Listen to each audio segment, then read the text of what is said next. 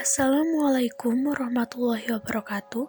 Nama saya Roma Fasanah, nomor absen 16 dari kelas 12 BDP 3. Saya akan menerangkan tentang contoh kasus pelanggaran hak dan kewajiban warga negara di masa PPKM. Nah, yang pertama kita harus tahu apa itu pengertian hak dan kewajiban warga negara. Yang pertama, pengertian hak warga negara. Hak warga negara adalah hak yang diterima setiap manusia yang berada pada suatu negara tertentu dan dibatasi dengan adanya aturan yang berlaku. Yang kedua, pengertian kewajiban warga negara. Kewajiban warga negara adalah segala sesuatu yang harus dilaksanakan oleh warga negara yang telah diatur dalam ketentuan perundang-undangan. Nah, apa saja sih penyebab pelanggaran hak dan pengingkaran kewajiban? Yang pertama, sikap egois. Seseorang dengan sikap egois akan melakukan berbagai cara agar haknya bisa terpenuhi, meski mengabaikan hak orang lain. Yang kedua, sikap intoleran. Sikap intoleran akan memunculkan pelanggaran kepada orang lain. Yang ketiga, terjadinya penyalahgunaan kekuasaan. Penyalahgunaan kekuasaan dapat menimbulkan pelanggaran hak dan kewajiban. Yang keempat, kurangnya rasa kesadaran berbangsa dan bernegara.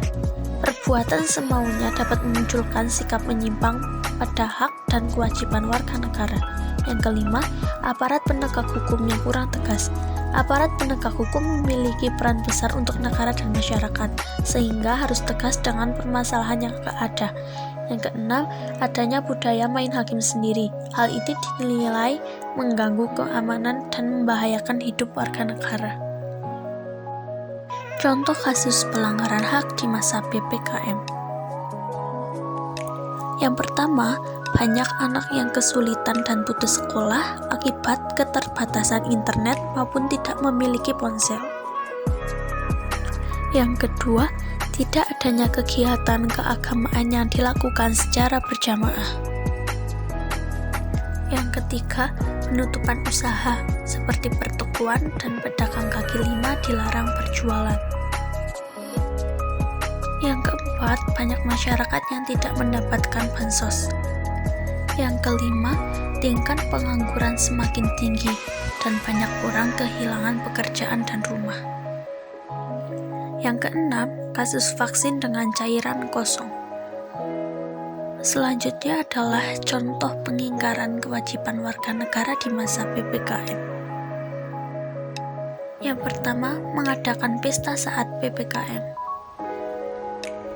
Yang kedua, mengadakan hajatan saat PPKM. Yang ketiga, menyebarkan berita hoax. Dan yang keempat, tidak mematuhi protokol kesehatan seperti tidak menjaga jarak atau berkerumun, tidak memakai masker, dan pelaku usaha yang melewati jam batas malam. Sekian penjelasan dari saya. Terima kasih, semoga bermanfaat. Assalamualaikum warahmatullahi wabarakatuh.